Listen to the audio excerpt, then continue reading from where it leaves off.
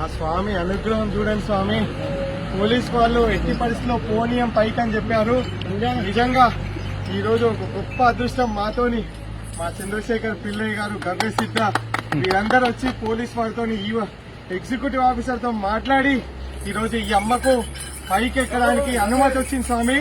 శబరిమల కొండకి ఎక్కుతుంది స్వామి. ప్రపంచంలో మొట్టమొదటిసారి ఇనుముడుతోని ఈ బంగారు తల్లి శబరిమలకి ఎక్కుతుంది స్వామి.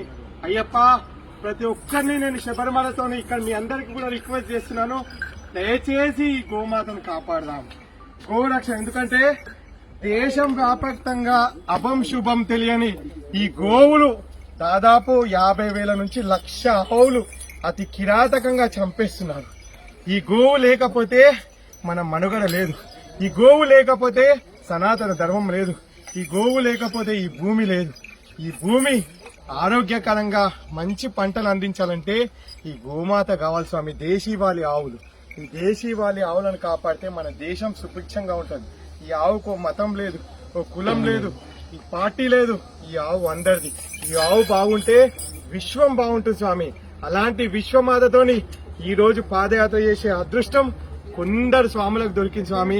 అయినా లక్షల మంది అయ్యప్పలు ఈ ఆవు ఎలా నడుస్తుందో అని ఎదురు చూస్తున్నారు.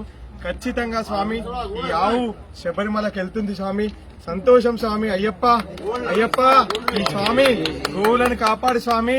మాకింత భాగ్యాన్ని ఇచ్చినందుకు మా జీవితకాలం దాదాపు 32 సంవత్సరాలుగా అయ్యప్ప దీక్ష చేస్తున్నాం స్వామి. ఏది కోరుకుంటే నా స్వామి అది ఇచ్చిండు.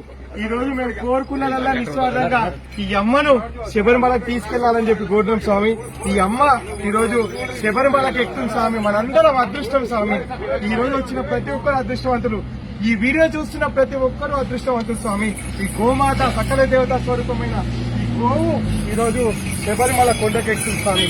స్వామి